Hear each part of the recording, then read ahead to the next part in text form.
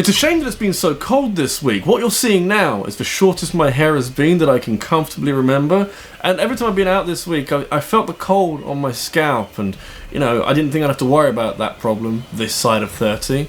Not that I've been outside, of course. I've been inside, diligently working on this video about video games. They're all about video games, aren't they?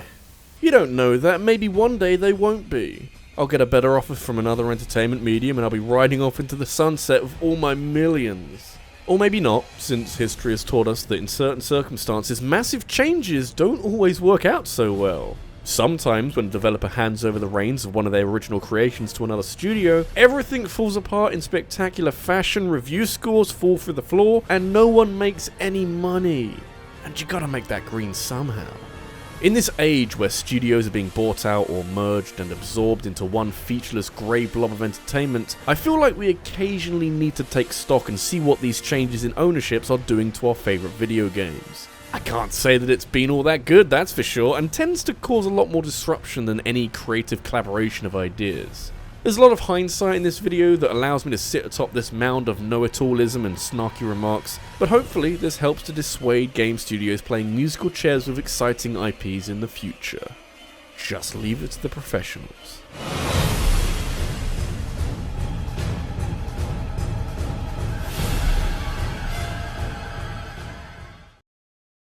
Whenever there's a takeover of a franchise from another developer, there's always going to be a difference of opinion when it comes to deciding where to take it next. If you're lucky, a new developer won't change anything substantial and may just enhance existing features, but the more common scenario in the past has been a group of creatives coming in and uprooting a lot of original ideas for some of their own. The gap between Fallout 2 and Fallout 3 is more like a chasm, in which turn-based combat and a trimetric camera angle was thrown away in favour of more of a first-person shooter slant on things. A lot more combat focused and a little less concerned with the intricate stories and side quests that made the Black Isle studio-produced Fallout games so fascinating. Bethesda hardly came in and burned the place to the ground though, it's just that Fallout 3 is a very different game to the one that came before. Nothing to be too alarmed over yet, but the night's young, and Todd Howard is just warming up his bullshit machine. We got plenty of time to ruin everything, don't you worry your pretty little face.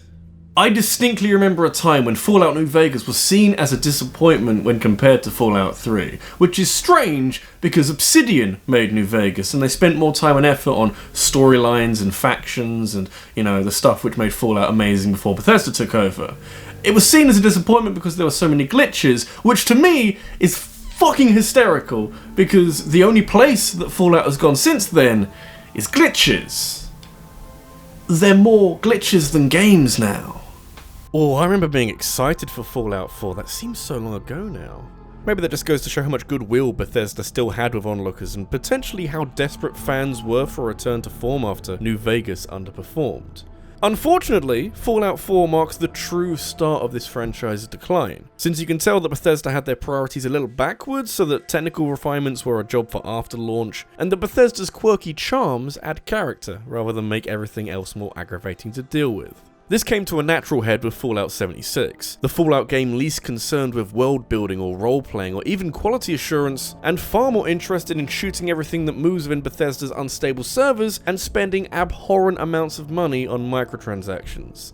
It's the furthest we've ever gone from Black Isle Studios' original vision for the franchise, and I'm not too sure how we can get back from here. Can you say with any confidence that you expect the next Fallout game to be any better than this glitchy monstrosity? Bethesda took their time with this franchise, but they eventually ruined Fallout. Let's just hope they don't ruin the Elder Scrolls too.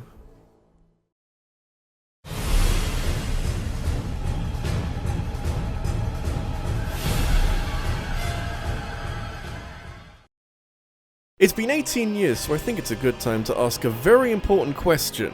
What did Microsoft gain from buying Rare?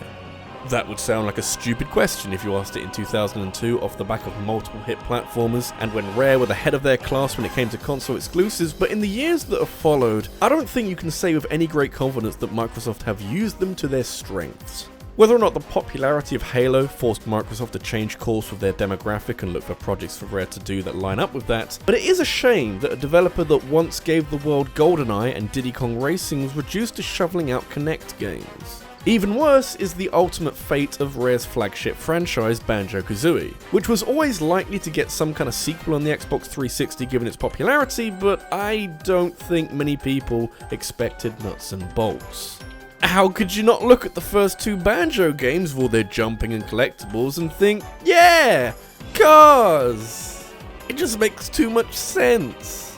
It's roughly about now that I feel like I should remind everybody the purpose of this video, because I kinda like Banjo-Kazooie Nuts and Bolts. It's a strange fit for an IP like Banjo, but it is a creative game and one that I enjoy messing around with from time to time. Microsoft and Rare, they took a risk that not a lot of people appreciated, but the game itself isn't horrendous or broken. It's just the world we live in. You've heard it all before, Banjo-Kazooie Nuts and Bolts would be a great game if it was a new IP, and I'm not here to dispute that whatsoever. What I am here to say is that the reaction to this game clearly scared the shit out of Microsoft, because we've heard sweet fuck all from Banjo and Kazooie up until they thundered their way into Smash Bros. Ultimate. Microsoft didn't attempt to course correct or release a more conventional Banjo-Kazooie game to keep the fans on side, they simply cut their losses and moved Rare onto other projects which they're now knee-deep in, like Sea of Thieves. Or, you know, those Kinect games. That's like enlisting Reggie Fils-Aimé to hand out flyers, or hiring Shigeru Miyamoto to talk about how if you're enjoying this video and want to see more, then you can subscribe and hit the bell for notifications of every new upload. Nowadays, the Rare of 2010 looks very different to how it was near the turn of the century, so the likelihood of some kind of Banjo 3 is very low, and suddenly it becomes really easy to blame Microsoft for upsetting the apple cart and not knowing how to get the best out of the most sought after dev team of the time. There's rumours saying that Microsoft only bought Rare because they thought that it'd give them the rights to Donkey Kong, and if there's even the faintest sliver of truth to that, then no one involved in any of this deserved any success. If you can't beat them, buy something that is mostly unrelated to their financial prowess. 10 out of 10 for effort though.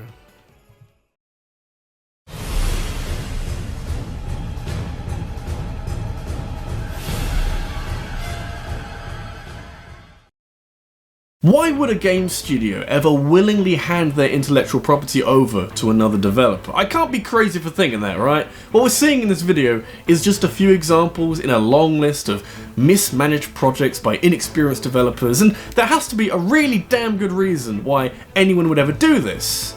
Especially with a really delicate IP. I actually can't think of a more delicate and more volatile franchise out there right now than Sonic the Hedgehog. This fucker has done everything since his first game. He's been in great games, he's been the star of some of the worst games of all time, he's played sports with Mario, he's punched Pikachu in the face, and he's passed his driving test, and it has been a wild ride watching Sonic reinvent himself in new and deeply terrifying ways every time. Just when you think he's crawled his way back to the top, back to the peak of current relevancy for all the right reasons, he crashes through the floor with an equally horrific game that reduces his stock to zero. After the Sonic 06 debacle, Sega and Sonic Team took special measures to slowly drag their mascot back into some kind of respectability, and they even managed to make some good games along the way. Sonic famously can't sit still for long, and neither can his dev team, so Sega wanted to reinvent the wheel for a new offshoot franchise specifically designed to excel in Western markets. One phone call later and Big Red Button was signed up to develop a new Sonic game. And I can't think of anyone who is glad that they did. To be fair, Sonic Boom did also give rise to a very well written TV show and a semi-decent 3DS game, so it's not all bad news. It's just that the main representative of that name is a Wii U game that managed to be outscored by Sonic 06, so you can understand my reluctance to give Big Red Button any credit whatsoever, especially since this terrible game was their only contribution to this side series. The sad fact is that while Big Red Button's inexperience certainly didn't help with the horribly unfinished state of the game at release date, they were being supervised by Sonic Team and Takashi Izuki, who's been designing Sonic games since the mid-90s. You'd think that someone would have helped to bring some kind of good out of Sonic Boom, but a rushed development cycle which included a sudden shift from a Steam release to working with Wii U hardware certainly didn't help. So maybe the blame lies more with the higher-ups at Sega than anyone at Big Red Button, but this franchise isn't about executives or board members who ruined a franchise. The facts remain that Big Red Button were at the helm when Sonic lost any and all momentum it had built up over the years and is currently struggling to build back up. You don't forget something like this in a hurry.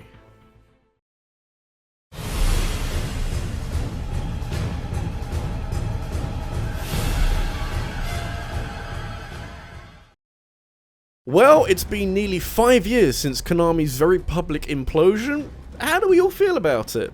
Honestly, how do we feel, knowing that a once great company with a lengthy highlights reel of classic video games that graced many a childhood has decided to swear off games and replace them with cheap and easy ways of making money? I suppose with microtransactions and on-disc DLC rising in popularity, we're heading in that direction anyway, but Konami tore the curtain down in a big way and made their intentions abundantly clear, clouding the future of a number of their biggest franchises. Chances are that you've played and enjoyed one of Silent Hill or Castlevania or Contra, and so it's very depressing to think that we may never see any of those franchises represented in quite the same way again. Obviously, the one that got to me the most was Metal Gear, since not only did the fracturing of the relationship between Konami and series creator Hideo Kojima meant that Metal Gear would never be the same again, but Konami did not wait long before showing the world what a post-Kojima Metal Gear game would look like. Why did it have to look like this though? It's every fan's worst nightmare, an intricate and intriguing franchise of games dripping in social and political commentary with a healthy dose of stupid writing as well, being diluted into a bland, soulless zombie game. Just imagine any great game that you've played, be it The Witcher 3, Mass Effect 2, an Ocarina of Time, and the next game being a terrible, cookie-cutter zombie game. Yeah, you'd be annoyed too, wouldn't you? The slightly ironic thing is how Metal Gear games were developed. Hideo Kojima has his own design studio, which, as an independent studio, recently put their name to Death Stranding. Before that, they were a mere subsidiary of Konami, and before that, Konami Computer Entertainment Japan. Kojima's band of merry men was still getting lots of work done, creating some brilliantly engaging Metal Gear games, while still finding time to squeeze out a Boktai or a Zone of the Enders. They'd have to wait until 2005 before they officially became Kojima Productions, and had their development credited as such, which then shows there's a massive difference between Metal Gear Solid 5 being developed by Kojima Productions as a subsidiary of Konami, and Metal Gear Survive being developed by whoever they could find at Konami, using assets recycled from MGSV. Metal Gear Survive is a soulless facsimile of a Metal Gear game, created by observers of previous games with none of the expertise that helped make them so great. There's no future for Metal Gear here, unless someone less cynical ends up with the rights to the franchise, but I am very skeptical that this would ever happen. After all, as long as Konami can churn out the patch of slots, they're going to want to keep their IPs for as long as possible. It's like solitary confinement.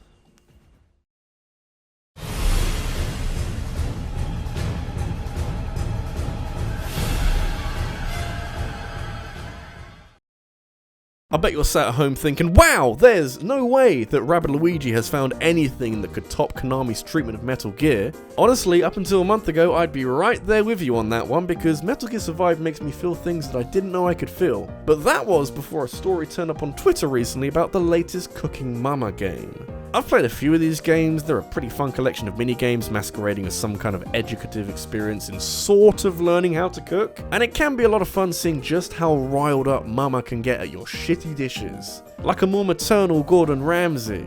These games found a very comfortable home on the DS and 3DS, with regular entries every couple of years that remix the same rough layout of ideas and recipes, but this made a very significant release out of Cooking Mama Cookstar, the first Cooking Mama game on the Nintendo Switch. Exciting times, now you can disappoint Mama on the go as well as from the comfort of your own home, just like in real life. Except it was Cookstar that was doing the disappointing, and the dodgy illegal stuff. You see, the difference between Cooking Mama Cookstar and every other game in this video, and I'm gonna say most games out there, is that Cookstar was made without the right legal permission. The majority of these games were developed by Cooking Mama Limited, who hold all the rights to the property, with only some entries being farmed out to other companies. First Playable Entertainment seemed to be one such studio, tasked with bringing Mama and all her cooking to the Switch and PS4, apparently. I don't know about that one, Chief. Not that we ever got a chance to see the game released on a non-Nintendo platform for the first time in the franchise's history, since shortly after Cookstar was released on the Switch, the game was pulled from sale amongst reports that First Playable Entertainment's contract with Cooking Mama Limited to use their IP had expired the day before the game came out in North America. The legal dispute is ongoing and may result in this game never getting a proper release, but at least having some contractual problems is a better outcome than what was being rumoured at the time. Before we knew what was really going on, there were stories saying that Cooking Mama Cookstar was using all of its blockchain technology to secretly use switches to mine cryptocurrency. So, less time spent making beef Wellingtons and more spent earning bitcoins. Somehow, weird legal problem sounds better. Didn't see that one coming. This is RabbidLuigi, and the wild thing about Cooking Mama Cookstar is that even if everything was done within contract and legally and watertight across the board, you'd still have a very good case for saying that it ruined the Cooking Mama franchise, because the brief period of time that people were able to play and review the game, they found that it was bland, dull, uninspired, unfinished, and just in general a terrible video game. I bet the devs wished that it was just terrible though. It would save them a lot more money.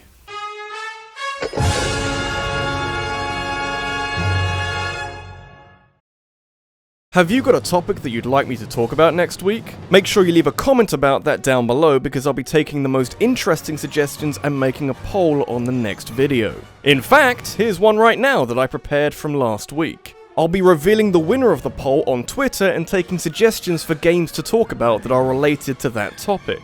So feel free to follow me over there so we can keep in touch. Thanks for watching, and I'll see you in the next one.